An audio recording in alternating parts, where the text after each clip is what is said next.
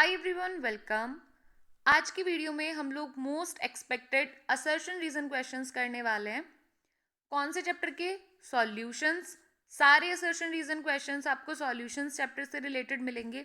अभी देखो, जिन लोगों को नहीं पता है कि असर्शन रीजन वाले क्वेश्चंस में हमने क्या करना होता है, तो मैं बता देती हूँ कि आपके पास दो स्टेटमेंट्स गिवन होती है, बिल्कुल जैसे यहाँ पे गिवन है। ठीक है। अब क्या हो सकता है कि आपके पास जो पहली स्टेटमेंट है वो ट्रू हो सकता है जो सेकंड है वो भी ट्रू हो। दोनों स्टेटमेंट्स फॉल्स हो सकती हैं। या तो ऐसा हो सकता है कि पहले वाली स्टेटमेंट ट्रू हो या फिर दूसरे वाली ट्रू हो और इनमें से कोई एक फॉल्स हो। उसके अलावा ये पॉसिबिलिटी है कि जो पहली स्टेटमेंट है उसका रीजन सेकंड स्टेटमेंट है या नहीं है। समझ आया? ऐसे ही आपके पास यहाँ पे ऑप्शंस गिवन है। If both assertion and reason are true and reason is the correct explanation of assertion. तो देखो, सबसे पहले आपको ये पता होना चाहिए कि आप जब भी असर्शन रीजन सॉल्व कर रहे हैं तो आपने क्या करना है, पहले स्टेटमेंट को पढ़ना है और ये पता लगाना है कि वो ट्रू है या फिर फॉल्स है, और फिर उसको अपने जो ऑप्शंस है उनसे रिलेट करना है।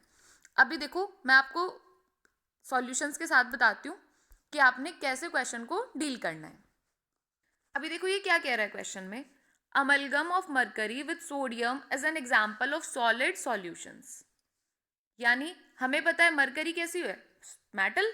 सोडियम भी हमारे पास मेटल होता है। ये कह रहा है कि जब हम इन दोनों को मिक्स कर रहे हैं तो हमारे पास जो सॉल्यूशन बन रहा है वो सॉलिड सॉल्यूशन है क्या? आपने 9 टाइप के सॉल्यूशंस पढ़े होंगे, solid in solid, solid in liquid, solid in gas, इस तरीके से, है ना। 3 गैस वाले, फिर 3 लिक्विड वाले, 3 सॉलिड वाले। सेकेंड लिखा है mercury is solvent and sodium is solute in the solution. पहले वाली स्टेटमेंट बिल्कुल करेक्ट है, तो यहां से हमने क्या लिख दिया कि जो फर्स्ट स्टेटमेंट है वो ट्रू है। इसके बाद सेकेंड है mercury is solvent and sodium is solute in the solution. नहीं, ये फॉल्स है, ये करेक्ट स्टेटमेंट नहीं है। तो पहले वाले ऑप्शन क्या है, both assertion and reason are true, ये कैंसल आउट हो गया।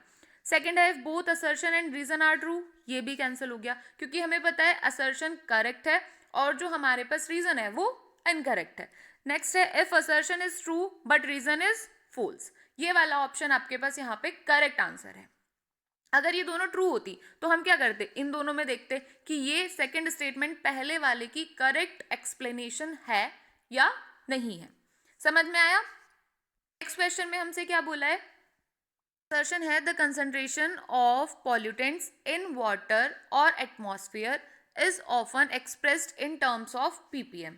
ये कह रहा है कि जो हम कंसंट्रेशन किसकी डिनोट करते हैं, पॉल्यूटेंट्स की, इन वाटर और एटमॉस्फेयर। यानी हमारा जो वाटर है उसके अंदर जो पॉल्यूटेंट्स डिजॉल्व हैं उनकी क्या कंसंट्रेशन है, या फिर एटमॉस्फेयर में क्या कंसंट्रेशन है, उसको हम किससे डिनोट करते हैं, पीपीएम में डिनोट करते हैं। ठीक है, यानी एक्सप्रेस करते हैं। पीपीएम क्या होता है आपको ये पता होना चाहिए। Ppm means parts per million. Million आपको पता है 10⁶ है ना। आपके पास 7 कंसंट्रेशन टर्म्स हैं आपके सिलेबस में, उनमें से एक कंसंट्रेशन टर्म क्या है, पीपीएम, पार्ट्स पर मिलियन। तो ये वाली जो आपके पास स्टेटमेंट है ये ट्रू है। नेक्स्ट गिवन है concentration in parts per million. देखो ये पीपीएम का ही लिखा हुआ है, can be expressed as mass to mass, volume of volume and mass to volume. अब ये क्या है, ये आपके पास अलग कंसंट्रेशन टर्म्स है, जिसे आप ऐसे भी बोलते हो, mass by mass, volume by volume, mass by volume. ठीक है, ये कह रहा है कि हम पीपीएम को इन टर्म्स में भी एक्सप्रेस कर सकते हैं। तो ये तो सभी को पता है, हम एक कंसंट्रेशन टर्म से दूसरी कंसंट्रेशन टर्म में चेंज कर सकते हैं। तो ये वाली स्टेटमेंट भी आपके पास ट्रू है। अब ये कैंसल आउट हो गया, if a assertion is correct but reason is false, ये गलत हो गया। If both assertion and reason are false, ये भी गलत हो गया क्योंकि दोनों ट्रू हैं। अब हमने इन दोनों में देखना है। पहला कह रहा है कि आपके पास जो एक्सप्लेनेशन है वो असर्शन का सही है, सेकंड कह रहा है कि जो रीजन है वो इनकरेक्ट है।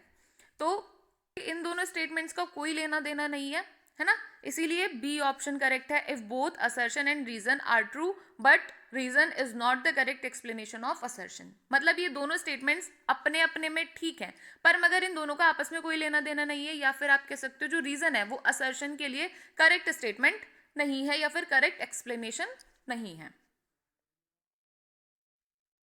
ओके, नेक्स्ट वन गिवन है 1 molar aqueous solution is more concentrated than of 1 molar aqueous solution। अभी देखो फिर से आपके पास कंसंट्रेशन टर्म से रिलेटेड क्वेश्चन आया। मोलर और मोलल, ये स्पेलिंग मिस्टेक नहीं है, ठीक है। मोलर और मोलल अलग अलग होते हैं। मोलर कब लिखते हैं? जब हम मोलैरिटी की बात कर रहे होते हैं। किसकी? मोलैरिटी। और मोलल कब लिखते हैं? जब हम मोलैलिटी की बात कर रहे होते हैं। क्या? मोलैलिटी। तो मोलैरिटी और मोलैलिटी अलग अलग कंसंट्रेशन टर्म्स हैं। यहाँ पे आपसे क्या बोला है? 1 molar aqueous solution. Aqueous solutions कौन से होते हैं? जब हमारे पास जो सॉल्वेंट है वो हम वाटर लेते हैं, तब हम उसको क्या कहते हैं? Aqueous solution. एक्वस सॉल्यूशन मतलब जो भी आपके पास सॉल्वेंट है वो क्या है? वाटर है। Is more concentrated than that of 1 molar aqueous solution. ये स्टेटमेंट कैसी है आपके पास? करेक्ट है, ट्रू है। फिर उसके बाद ये क्या कह रहा है? Molarity is a function of temperature as volume depends on temperature. अभी देखो, आप जब भी अपने बोर्ड एग्जाम्स उठा के देखोगे प्रीवियस ईयर क्वेश्चंस, तो वहां पे आपसे हमेशा एक क्वेश्चन पूछा जाता है, मतलब अल्टरनेट ईयर्स पे तो पूछा ही जाता है कि मोलैरिटी और मोलैलिटी दोनों में से कौन टेम्परेचर डिपेंडेंट है, कौन टेम्परेचर इंडिपेंडेंट है। ये यहाँ कह रहा है molarity is a function of temperature, मतलब जो मोलैरिटी है वो टेम्परेचर पर डिपेंड करती है।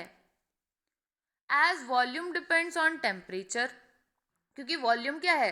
टेम्परेचर पे डिपेंड करती है। यानी अगर आप टेम्परेचर घटा बढ़ा रहे हो, चेंज कर रहे हो, तो मोलैरिटी अफेक्ट होती है। इस बात को कह रही है।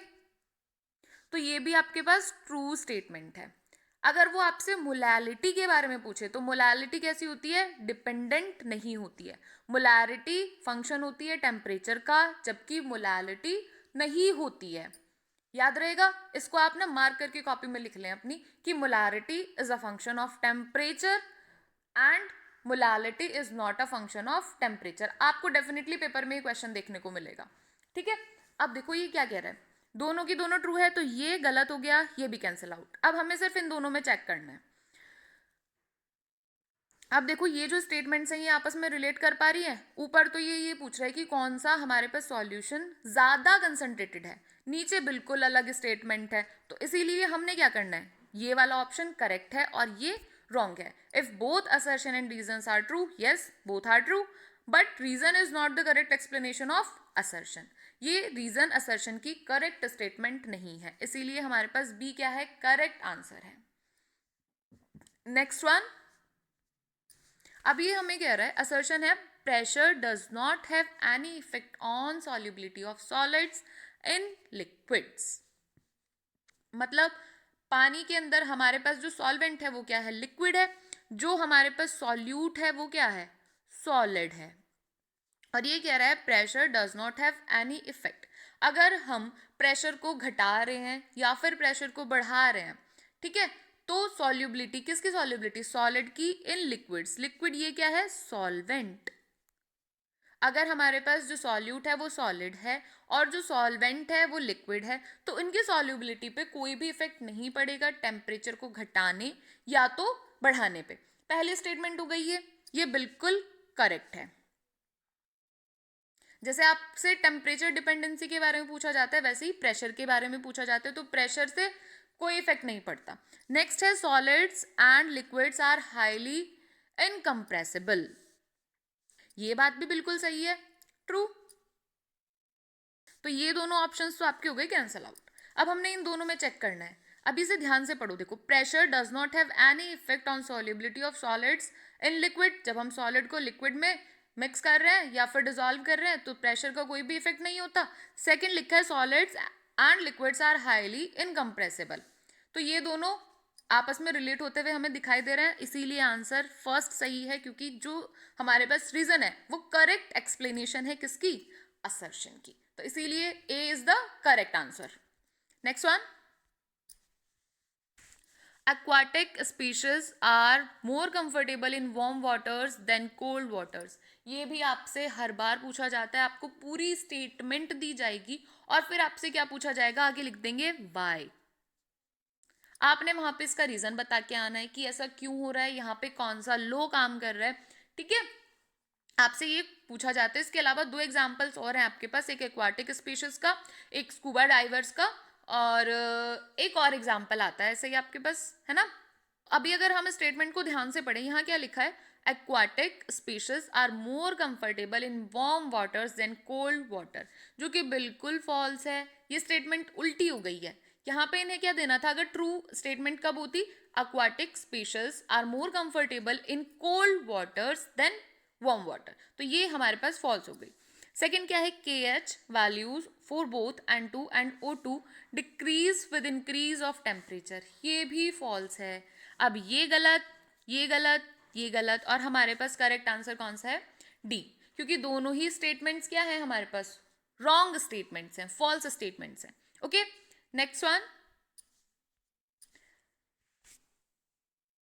यहाँ पे गिवन है at equilibrium vapour phase will be always rich in component which is more volatile. अभी देखो, आपको वॉलेटाइल और नॉन वॉलेटाइल में डिफरेंस पता होना चाहिए। तो हमारे पास कोई भी जो लिक्विड है वो वॉलेटाइल कब होता है, जब वो क्या, अगर हम उसको एटमॉस्फेयर में खुला छोड़ देते हैं तो वो वेपर्स में कन्वर्ट हो पा रहा है। नॉन वॉलेटाइल वो होते हैं जो वेपर्स में कन्वर्ट नहीं हो पा रहे। समझ आया। तो जो भी वॉलेटाइल लिक्विड है उनका वेपर प्रेशर ज़्यादा होता है, और जो हमारे पास नॉन वॉलेटाइल है उनका वेपर प्रेशर नेग्लिजिबल होता है, क्योंकि वो वेपर्स में कन्वर्ट ही नहीं हो पा रहे। तो यहाँ पे लिखा है at equilibrium vapour phase will be always rich in component which is more volatile. तो पहली स्टेटमेंट बिल्कुल ट्रू है। ये कह रहा है vapour phase will be always rich, यानी वेपर फेज हमेशा ज्यादा होगा जब भी कंपोनेंट जितना ज्यादा वोलेटाइल होगा। ठीक है, जैसे जैसे कंपोनेंट वोलेटाइल होता रहेगा वैसे वैसे वेपर ज्यादा बनेंगी और वेपर प्रेशर भी ज्यादा होगा। इसके बाद लिखा है the composition of vapor phase in equilibrium with the solution is determined by the partial pressures of the components। अभी इसको फिर से ध्यान से पढ़ो, क्या कह रहा है ये, the composition of vapour phase in equilibrium with the solution is determined by the partial pressures of the components. बिल्कुल सही स्टेटमेंट है, ये ट्रू स्टेटमेंट है, हमने पढ़ी है अपनी कॉपीज में, नोट्स में लिखी हुई है ना। इसके बाद ये वाला रॉन्ग, ये भी रॉन्ग। फिर ये क्या कह रहा है हमें, या तो ये इसका करेक्ट रीजन है या तो नहीं है। तो इसे ध्यान से देखो, ये जो रीजन है ये करेक्ट एक्सप्लेनेशन है किसके लिए, ऊपर वाले के लिए। तो यहाँ पे हमारे पास कौन सा, ए ऑप्शन बिल्कुल सही है और बी ऑप्शन रॉन्ग है। अभी नेक्स्ट क्वेश्चन गिवन है, assertion decrease in the vapour pressure of water by adding 1 mole of sucrose to 1 kilogram of water is higher to produce by adding 1 mole of urea to the same quantity of water at the same temperature। अब देखो इसने क्या कहा, decrease in vapour pressure of water by adding 1 mole of sucrose. ये कह रहा है कि जब हमने sucrose 1 mole of sucrose water के अंदर ऐड किया तो वाटर का जो वेपर प्रेशर है वो डिक्रीज हो गया। किससे, जब हमारे पास देखो ये दो बीकर हैं, हमने इसके अंदर पानी को भरा, इसके अंदर भी पानी को भरा, और एक और बीकर लिया, यहां भी हमने क्या करा, पानी भर लिया। अब ये क्या कह रहा है, ये तो हमारे पास खाली है, इसका वेपर प्रेशर, जो भी वेपर्स एक्सर्ट कर रही होंगी, वेपर प्रेशर क्या होता है, the pressure exerted by the vapours on the surface of any solution is known as the vapour pressure. ठीक है, ये कह रहा है दूसरे वाले बीकर में क्या करो, सुक्रोज ऐड कर दो। फिर क्या कह रहा है, एक और भी कर लो, उसके अंदर क्या करो, यूरिया ऐड कर दो। वेपर प्रेशर, इसका जो वेपर प्रेशर है ये सबसे हाई है, और जो सुक्रोज ऐड करने पे है वो कम हो गया, और ये कह रहा है कि जो यूरिया ऐड करने पे है ये कम हो गया। हमें इनका कंपैरिजन करना है कि किस में कम हुआ है किस में ज्यादा हुआ है। तो ये साफ साफ पता चल रहा है कि ये वाली स्टेटमेंट फॉल्स है। ठीक है, नेक्स्ट स्टेटमेंट में देखो क्या इन्होंने टेम्परेचर भी सेम बताया है ना। नेक्स्ट स्टेटमेंट में कहा है molecular mass of sugar is less then that of urea. Molecular mass तो आपको कैलकुलेट करना 11th में भी सिखाया। आप क्या करो, यूरिया का भी मास निकालो, शुगर का भी मास निकालो। मेरे को तो याद है कि जो शुगर का मॉलिक्यूलर मास है वो ज़्यादा होता है एज कम्पेयर टू यूरिया। तो ये भी क्या फॉल्स स्टेटमेंट है। तो ये वाला और ये ऑप्शन आपके रॉन्ग हो गए, और ये वाला करेक्ट ऑप्शन, यानी आपके पास दोनों की दोनों स्टेटमेंट्स फॉल्स हैं। ओके, नेक्स्ट में गिवन है आपके पास in an ideal solution delta H mixing, delta H आपको बताइए एंथैल्पी इज 0। तो ये क्या है, ट्रू स्टेटमेंट है। जब आपको नोट लिखवाते हैं ना हाइलाइट्स, उसमें भी आपको बार बार बताया गया है कि जब भी आइडियल सॉल्यूशन में, in an ideal solution delta H mixing is 0। फिर रीजन है in an ideal solution A B interactions are lower than A and B interactions. ये स्टेटमेंट फॉल्स है। तो हमारे पास करेक्ट आंसर कौन सा है, सी। क्योंकि जब ये स्टेटमेंट ही फॉल्स है तो एक दूसरे का इनका एक्सप्लेनेशन होने का भी कोई मतलब नहीं है। तो assertion is true but reason is false. Next one, a solution of phenol and aniline will show negative deviations from Raoult's law। ये बात भी आप लिख लो, आपके पास पॉजिटिव डेविएशन और निगेटिव डेविएशन से क्वेश्चन पूछे जाते हैं सॉल्यूशन चैप्टर से, ठीक है। डिफरेंस भी पूछा जाता है निगेटिव डेविएशन पॉजिटिव डेविएशन में। इसके अलावा जो आपके पास ग्राफ बनाए जाते हैं निगेटिव डेविएशन और पॉजिटिव डेविएशन में, वो भी इंपॉर्टेंट है ना। ऐसे ग्राफ बने होते हैं ना आपकी कॉपी में, इधर से पॉजिटिव वाला, निगेटिव इस तरफ से, वो वाले आपने याद कर लेने हैं। नेक्स्ट है, in case of negative deviation from Raoult's law A B forces are stronger than A and B forces. देखो ये रीजन तो हमें पढ़ के ही पता चल रहा है कि ट्रू है। In case of negative deviation, ये ध्यान से पढ़ो, पॉजिटिव नहीं निगेटिव। निगेटिव डेविएशन में क्या होता है, A B forces are stronger than A and B forces. A B forces stronger होती हैं as compare to A and B, तभी तो वो निगेटिव डेविएशन है। तो ये स्टेटमेंट तो हमारे पास ट्रू है। फर्स्ट क्या गिवन है, solution of phenol and aniline will show negative deviation, ये भी ट्रू है। ये आपको याद करना पड़ेगा कि solution of phenol and aniline will show negative deviation from Raoult's law. अब हमें ये देखना है कि ये दोनों एक दूसरे के एग्जाम्पल्स हैं क्या, सॉरी करेक्ट एक्सप्लेनेशन है क्या। हाँ जी, तो ये करेक्ट एक्सप्लेनेशन है और हमारे पास आंसर इसी के साथ ए हो जाता है। ये सारे wrong. The solutions which show large positive deviations from Raoult's law form maximum boiling azeotrops। एजोटॉप्स भी आपके पास एक छोटी सी टर्म आती है, उसकी डिफाइन आप याद करके जाना पेपर में, है ना। देखो मैं आपको जो शॉर्ट आंसर्स हैं या फिर लॉन्ग आंसर्स हैं उनके भी इंपॉर्टेंट टॉपिक साथ साथ बता रही हूँ, ठीक है। ये कह रहा है the solution which show large positive deviation from Raoult's law form maximum boiling azeotropes, ये फॉल्स है। नेक्स्ट है 95% aqueous solution of ethanol is maximum boiling azeotrope, ये भी फॉल्स स्टेटमेंट है। तो आपके पास डी आंसर करेक्ट है और बाकी सारे रॉन्ग है।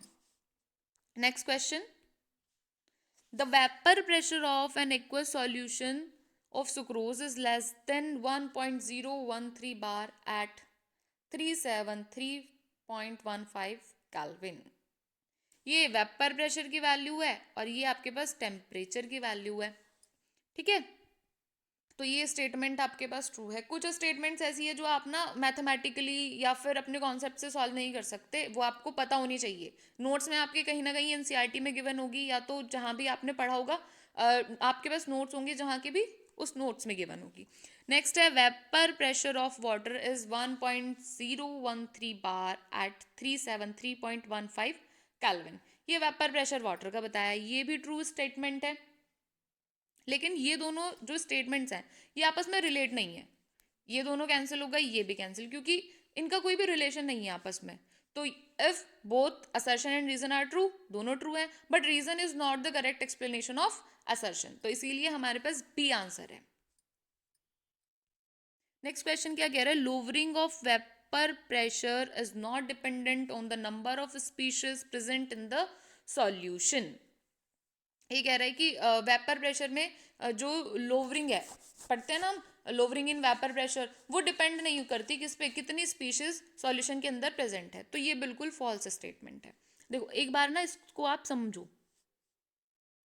ये हमारे पास कोई भी सॉल्यूशन है, पहले से बना हुआ सॉल्यूशन, और हमने इसका मान लो कुछ भी, आपने इसका वेपर प्रेशर मान लिया, आपने इसके अंदर कोई भी चीज मिलाई जो नॉन वॉलेटाइल है। देखो अगर आप वॉलेटाइल मिलाते हो तो वेपर प्रेशर बढ़ने के चांसेस रहते हैं या तो सेम होने के, और अगर आप नॉन वॉलेटाइल मिक्स करते हो तो जो वेपर प्रेशर है वो आपका कम हो जाता है। क्योंकि देखो आपके पास 2 लोग हैं, एक बंदा ये अर्निंग पर्सन है, ये कुछ नहीं कमाता, तो ये कहाँ से खाना खाएगा?